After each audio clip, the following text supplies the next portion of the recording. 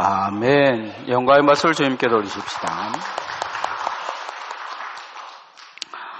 사순절 4번째 주일을 보내고 있습니다. 1975년 어느 날 이 동아프리카 케냐에서 오후에 케냐 사라님 디셀 와스라는 사람이 자기 부인과 함께 십자가를 지고 그 자기 마을의 언덕에 올랐습니다. 그리고 본인이 계획한 대로 십자가를 세우고 아내에게 자신을 십자가에 못 박으라고 요구했습니다. 아내는 그의 요구대로 그를 십자가에 못 박았습니다. 그는 십자가에 못 박힌 채로 마을 사람들에게 크게 외쳤습니다. 나는 모든 케냐인을 위해 십자가에 못 박혀서 케냐인의 죄를 지고 십자가에서 죽습니다.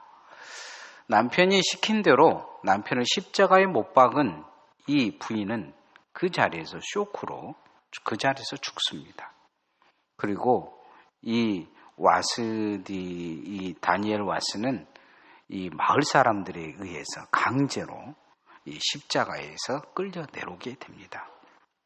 그리고 나서 그는 얼마 후에 그 십자가에 못 박힌 후유증으로 염증에 의해서 결국은 죽게 됩니다. 마을 사람들은 이것이 우발적인 사건이 아니라는 것을 알고 있었습니다. 이 사람은 1년 전부터 사람들 앞에 자신은 이제 고난주간이 다가오면 십자가에 못 박혀 죽을 것이다. 케냐인을 위해서 그렇게 할 것이다. 그렇게 이야기를 합니다.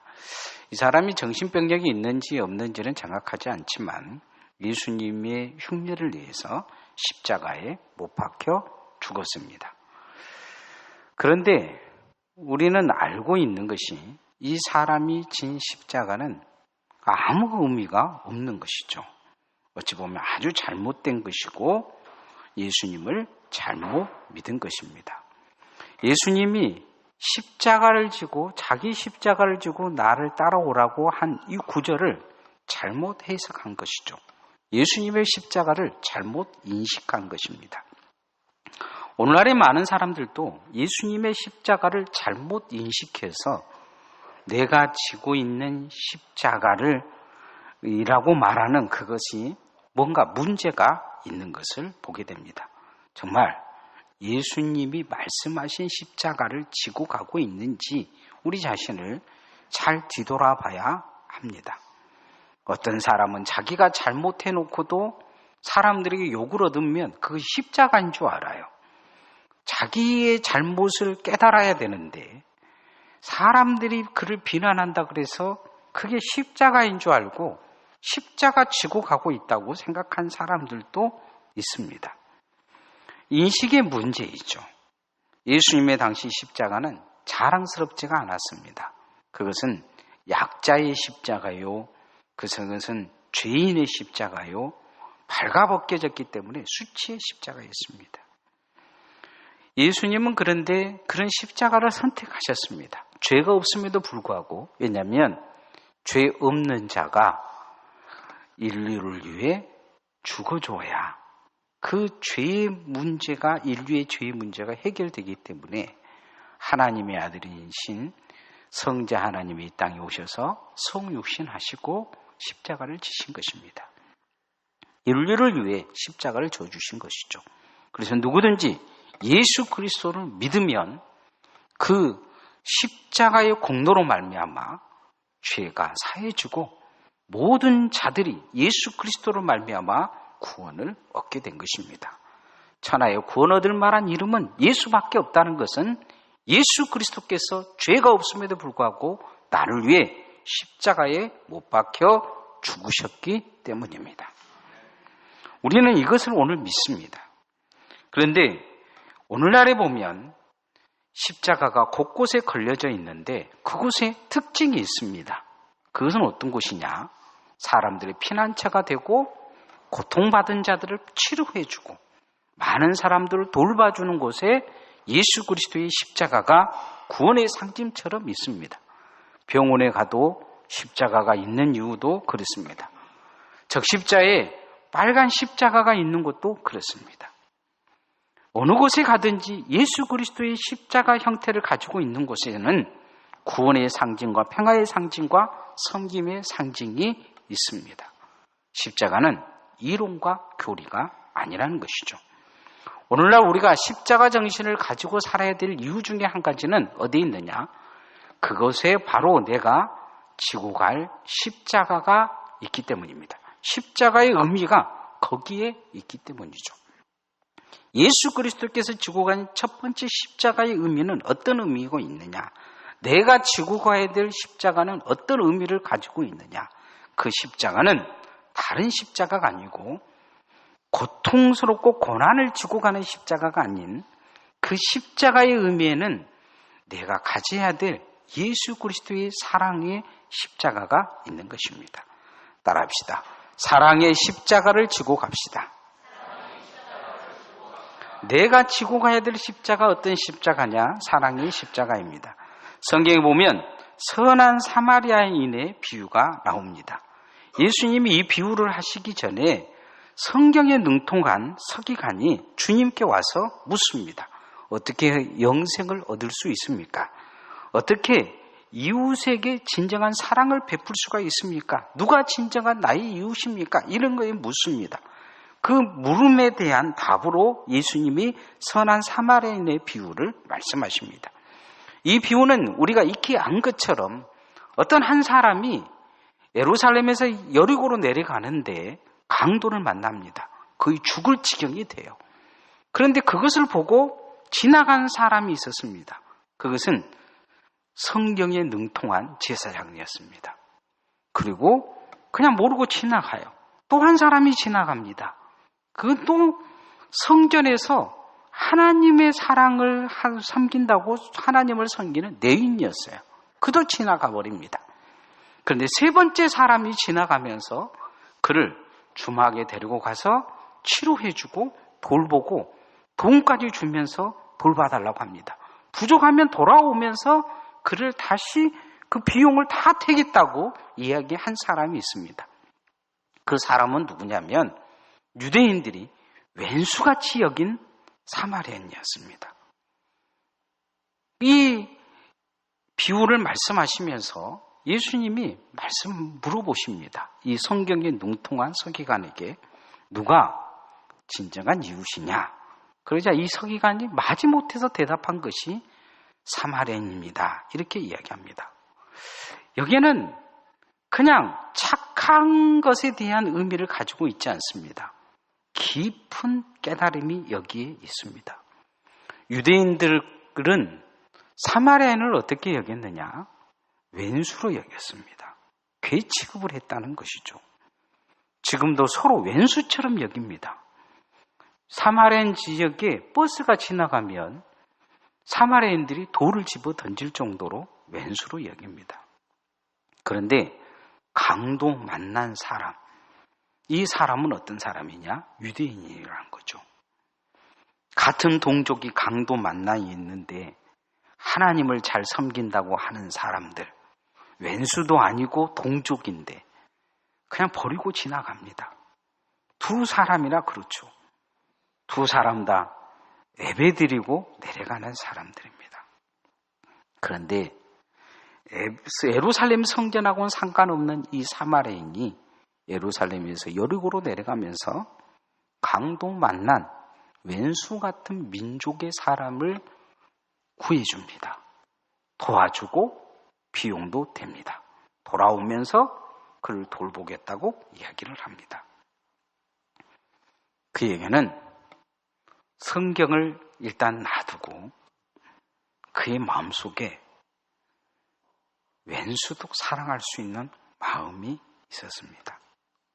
십자가의 마음이 있었다는 거죠. 십자가의 사랑이 있었습니다. 우리 한번 생각해 보십시다. 우리는 교회를 다닌다고 하고 날마다 예배를 드린다고 하고 기도한다고 하는데 내게는 예수 그리스도의 십자가의 사랑이 있는지 우리 자신을 늘 뒤돌아봐야 합니다. 내가 하는 말이, 내가 하는 행동이, 내가 하는 생각이, 내가 하는 마음이 예수 그리스도의 십자가인지 우리는 착각할 때가 많습니다. 정말 내가 지고 가야 될 십자가 어디에 있느냐? 용서의 십자가요, 사랑의 십자가입니다. 오늘 하나님은 그런 십자가를 지고 가라. 이 유대인들에게 다른 사람이 아닌 동족에게 그 십자가를 지고 가라 요구하고 계십니다. 13절 말씀 한번 같이 읽어보십시오. 시작. 해질 때에 그 전당물을 반드시 그에게 돌려줄 것이라. 그리하면 그가 그 옷을 입고 자며 너를 위하여 축복하리니 그 일이 내 하나님의 여호와 앞에서 내 공의로움이 될 것이라. 가난해서 옷이 하나밖에 없어가지고 전당물에 잡혀서 자식을 먹여 살려야 될 그런 상황에 놓여서 그런 사람에게 이런 상황이 되면 이 사람에게 그 저녁이 되기 전에 옷을 다시 돌려줘라. 내 형제니까 이렇게 이야기합니다. 만약에 왼수라면 어쩌겠습니까? 오늘날의 기업들을 보면 기업 사냥이라 그러죠. 요즘 TV나 뭐 소설이나 영화에 보면 막 원수가 잘 사는데 그 원수를 갚기 위해서 기업을 망가뜨리고 그것을 빼앗고 뭐 이런 소설과 영화나 드라마가 히트를 치죠. 거의 TV를 틀면 그 나오는 줄거리가 거의 50%가 그런 내용이 있는 것을 볼 수가 있습니다. 그런 것만 맨날 보고 살다 보니까 우리가 그리스도인들도 생각해도 사람들의 마음을 이해하고 사랑하고 용서하려는 생각들이 별로 없습니다. 신앙생활 내가 잘하면 된다고 생각할 때가 많아요. 남 잘못한 거 헐뜯으면서 나만 잘하면 된다, 나만 열심히 하면 된다는 생각을 가질 때가 많습니다. 그런데 그 열심히 있는 신앙이 신앙이냐? 하나님 보시기에는 그 신앙이 아니라는 거죠. 그 열심히 있는 건 문제 있는 것이죠. 무엇에 열심히 있어야 되느냐? 용서하고 사랑하는 데 열심히 있어서 그 용서하고 사랑하는 것이 예배가 되고 기도가 되고 찬양이 되고 감사가 돼야 된다는 것입니다. 그것이 예수 그리스도의 십자가의 사랑입니다. 말로만 사랑하는 것이 아닌 진정한 용서가 있고 사랑이 있는 그런 십자가가 우리에게 있기를 소원합니다. 왼수 같은 사람도 축복하면 하나님이 그를 축복하실 것입니다. 하나님과 우리의 관계는 왼수 관계였습니다. 예수님이 십자가에 못 박혀 죽어주심으로 우리는 하나님을 아버지라 부를 수 있고 우리는 구원받은 백성이 됐습니다. 그래서 우리도 그런 사랑을 하고 살아야 합니다. 아무리 왼수 같을지라도 사랑하려고 기도하고 사랑하려고 섬겨야 되고 사랑하려고 베풀어야 합니다. 그게 예수 그리스도의 십자가입니다. 한번 연습해 보십시다. 옆 사람이 왼수라고 생각하고, 자, 왼수님 사랑합니다. 말도 못해요. 이제 다시 연습을 해야 돼요. 그죠? 왼수가 앞에 눈에 보인다. 옆 사람이 자꾸 내가 꼴 보기 싫고 죽여버리고 싶은 왼수다 생각하고, 자, 왼수님 사랑하겠습니다. 조상배 장로님은 옆에 있는 조병훈 장로님이 왼수인가 쳐다보도 안 해요. 자, 다시 쳐다보고 연습을 해야 돼. 왼수가 눈에 보이면 마음속에 아이고 저 왼수 내가 죽여버리겠다 생각하기보다 마음에 딱 연습하고 왼수가 보이면 딱 옆에 있는 다시 왼수라고 생각하고, 자, 왼수님 사랑하겠습니다. 그런 마음으로 우리가 신앙생활을 해야 됩니다. 자, 하지만 내 마음이 어떻게 방향을 잡냐에 따라서 신앙의 삶이 달라져요. 십자가가 달라집니다. 이 십자가가 사랑의 십자가가 될 때 은혜가 내게 있습니다. 그러면 어떻게 되느냐? 이 은혜의 십자가를 나눌 수 있습니다. 따라합시다. 은혜의 십자가를 나눕시다. 포크포크 동영상이라는 동영상들이 많이 떠 있는 곳이 있습니다. 이곳의 동영상에 보면 제가 페이스북에다가 요 근래 뭔 일이 좀 있어서 페이스북을 해야 될 일이 있어서 한 일주일간 제가 페이스북을 했는데 한 1,300명 정도 친구를 만들었습니다. 거기에다 내가 이제 올려놓은 동영상 중에 있는데요. 우리 서혜숙 집사님 봤는지 웃는 그 분위기가 있는데, 미국의 한 보석상에 손님이 3명이 들어옵니다. 엄마와 아들과 딸이 들어와서 보석상에게 반지 하나를 내주면서 얼마나 되겠느냐, 좀 이것에 대해서 가격을 매겨서 내게 달라 이야기를 합니다. 좀 이상하게 생각한 이 보석상이 묻습니다. 왜 팔려고 하느냐 그러자 이야기하기를, 이 반지는 우리 어머니가 유산으로 물려준 것인데 지금 먹을 것이 없다. 당장 돈이 필요하다. 그래서 그것을 어떻게든지 얼마나 되겠냐 하면서 돈을 좀 달라고 이야기를 합니다. 이 보석상이 반지를 대충 보고 나서는 돈을 주면서 반지도 돌려줍니다. 깜짝 놀라요. 왜 이런 일을 하냐 그러니까 어머니가 유산으로 준 반지라면서요. 그러면서 이야기를 합니다. 당장 돈이 필요할지 모르겠지만 이것을 돌려주면서 그렇게 이야기합니다. 그 아들에게도 어머니 잘 모셔라 하고 명함을 하나 주면서 정말 힘들고 어려우면 연락을 하라고 요구합니다. 이 사람은 누구냐면 과거에 자기 자신이 시리아 난민이었는데 미국이 자기 가족을 받아줘서 미국에 정착한 시리아 난민 노아라는 크리스찬입니다. 나중에 이것이 알려지게 되고 CBS라는 큰 이 매체가 이 노아에게 찾아와서 인터뷰를 합니다. 어떻게 그런 일을 할 수가 있느냐 그러자 그런 이야기를 합니다. 종교도 출신도 지옥도 상관없다. 이것이 인류애고 내가 그저 해야 될 일을 할 것뿐이다. 이런 이야기를 합니다. 그는 많은 이야기를 하나 하지 않지만 그의 삶의 흔적을 보면 알 수 있는 것은 그는 누군가 받아주지 않으면 또돌이 인생을 살 수밖에 없는 난민이었습니다. 그런데 미국이 그를 받아준 거예요. 은혜를 받은 거죠. 그의 삶은 받은 은혜를 나누는 삶으로 이제 바뀐 것인 것을 볼 수가 있습니다. 성경에도 그리스도인들은 어떤 사람들이냐? 은혜 받은 자다. 에베소서 2장에 보면 예수 그리스도의 은혜가 선물을 받은 자다. 이렇게 말하고 있습니다.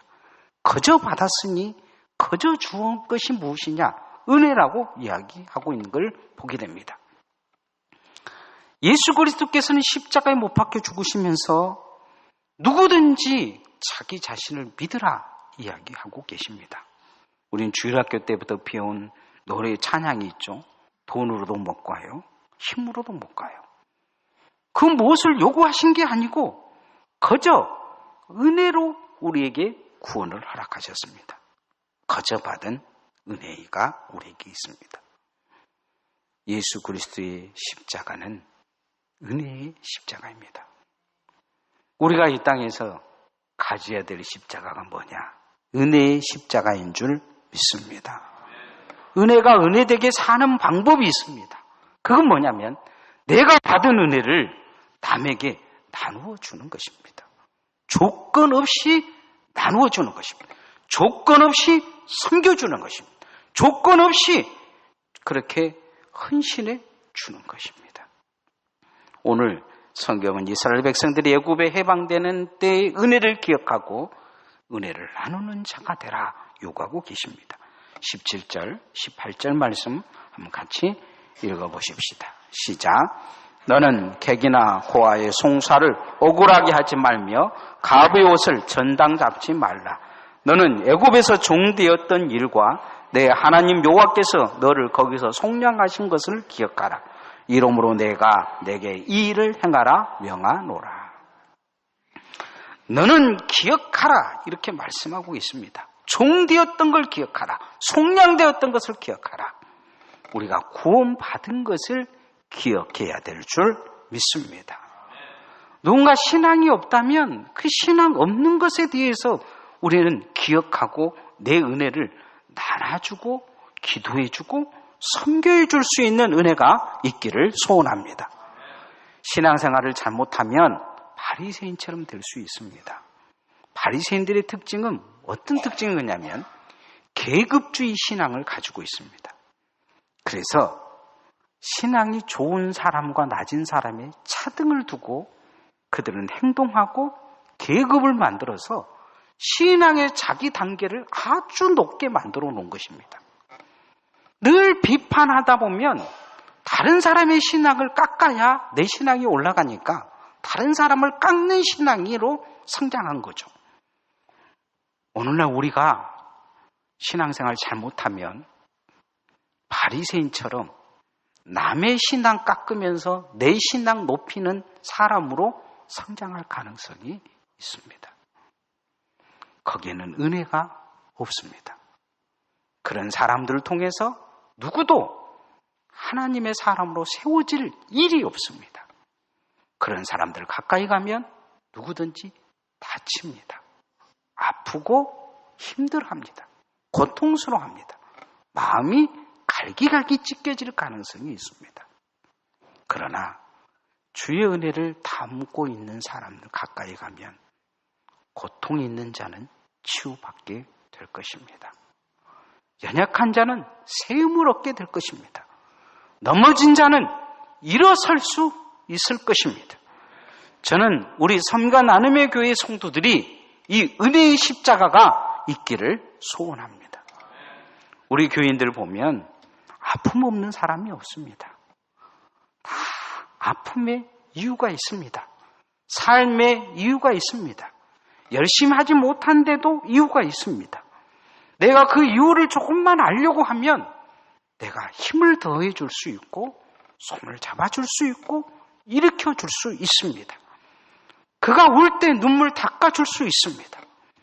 얘들이 울면 얘 우냐고 회초리를 들기보다 그 아이가 울음을 그칠 수 있도록 사탕을 가져다 줄 수 있는 마음이 있다면 그 사람의 마음속에 은혜가 있는 것입니다. 우리도 이 은혜를 나누는 삶을 살아야 될 줄 믿습니다. 옆 사람은 손을 한번 잡아보십시다. 은혜가 느껴지십니까? 연수가 옆에 앉아 있어서 일을 들들 가십니까? 마음속에 내 안의 은혜를 채우는 것은 누군가 오늘 은혜를 내게 채워줬기 때문입니다. 누군가 여러분의 손을 이렇게 잡아주고 힘들 때 힘내라고 하고 뒤에서 기도해주고 일으켜줬기 때문에 오늘 내가 있는 것입니다. 그러기에 누군가 오늘 내게 필요한 사람에게 내가 손을 내주면 그 사람이 힘을 내서 일어설 수 있을 줄 믿습니다. 우리가 그렇게 섬겨야 합니다. 이게 섬김할 수 있는 십자가입니다. 따라합시다. 섬김의 십자가를 지고 주님을 뒤따라 가겠습니다. 이 은혜가 섬길 수 있게 합니다.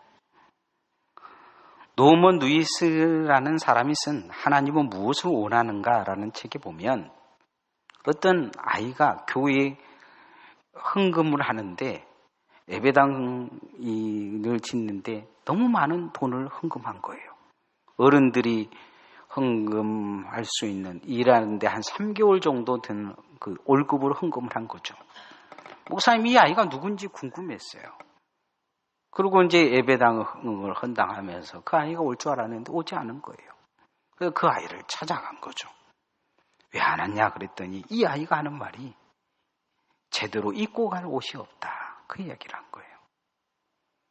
이 목사님은 너무 감동이 돼서 가부의 두랩돈처럼 정말 주님 말씀대로 자신의 모든 것을 드린 이 아이를 이곳저곳에 다니면서 간증을 했어요.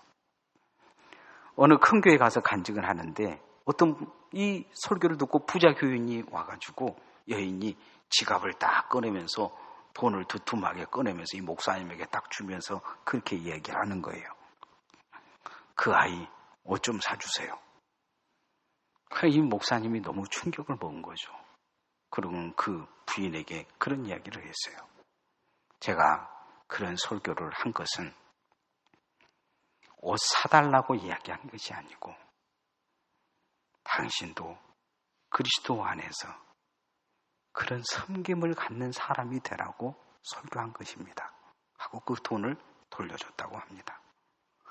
신앙생활을 하면서 가끔 교인들은 교회를 돕는 것이 무슨 구제인 줄 알아요. 교회에서 무슨 일을 하는 것이 대단히 교회를 위해서 하는 건 줄 알아요. 그래서 가끔 지나가면서 하는 말이 그런 있잖아요.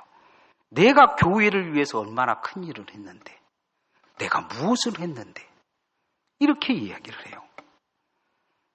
하나님이 거짓입니까? 여러분 보기에 교회가 구제받을 공간으로 보입니까? 섬김이 뭔지를 모르는 거예요.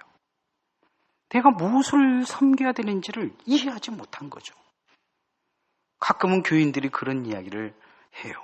목사님, 제가 목사님 도와주겠습니다. 고마운 말이죠. 그러나 누구를 돕겠다는 거예요. 어찌 보면 누구를 돕고 누구를 그렇게 하겠다는 거죠. 하나님 돕겠다는 겁니까? 예수님 돕겠다는 겁니까? 섬김이 뭔지를 모르는 거예요. 신앙은 바로 섬기는 것입니다. 19절 말씀 한번 같이 읽어보십시다. 시작. 내가 밭에서 곡식을 벨 때에 그 한 뭇을 밭에 잊어버렸거든 다시 가서 가져오지 말고 나그네와 고아와 가부를 위하여 남겨두라. 그리하면 내 하나님 여호와께서 내 손으로 하는 모든 일에 복을 내리시리라. 오늘 성경 말씀에 보면 거두어서 나눠주라고 하기보다 싹 쓸어버리지 말고 그 사람들이 와서 수고하고 봉사하고 먹을 것을 얻어갈 수 있도록 남겨두라 이야기하고 계셔요. 어찌 보면 싹 쓸어서 나눠줘라, 구제하라 이렇게 이야기하신 건지는 않아요. 성경의 다른 부분에 보면 구제하라는 내용이 있어요. 그럼 오늘 성경은 이것을 구제라고 이야기하기보다 힘 있는 자가 힘 없는 자를 어떻게 섬길 것인가에 대해서 그 마음을 상처 주지 않고 고통 주지 않기 위해 어떻게 섬길 것인가에 대해서 말씀하고 있어요. 우리도 신앙생활 하면서 잘 섬겨야 될 줄 믿습니다. 섬기는데 어떻게 섬겨야 되느냐? 그 마음이 아프지 않도록, 고통스럽지 않도록 섬겨야 될 것입니다. 교회에 대한 섬김도 마찬가지입니다. 우리가 많은 일을 하다 보면 많이 마음이 아프고 고통스러울 수 있습니다. 힘들 수 있어요. 교회 일하다 보면 여러 가지로 부딪히고 고통스러운 일들이 생깁니다. 그러나 그게 내게 주신 섬김의 십자라고 생각하면 잘 섬길 수 있습니다. 오늘 십자가를 지는 삶을 살라 이렇게 제가 말씀을 전했는데 우리는 예수 그리스도의 십자가 의미를 잘 기억해 봐야 됩니다. 주님은 사랑의 십자가를 지셨습니다. 왼수 같은 사람도 기꺼이 섬길 수 있는 사랑의 십자가. 그래서 주님은 그 십자가 지기 위해 끊임없이 기도하신 것은 하나님의 은혜를 채워서 그 십자가를 지고 가려고 애를 쓰셨기 때문입니다. 하나님의 은혜를 기도로 채워서 하나님의 은혜를 말씀으로 채워서 우리에게 나눠주셨습니다. 우리도 은혜를 채워가야 할 것입니다. 그리고 그 은혜가 섬김의 십자가를 지고 갈 수 있도록 여러분 하나님 앞에 그렇게 이 사순절 깨어 있기를 소원합니다. 찬양하시겠습니다.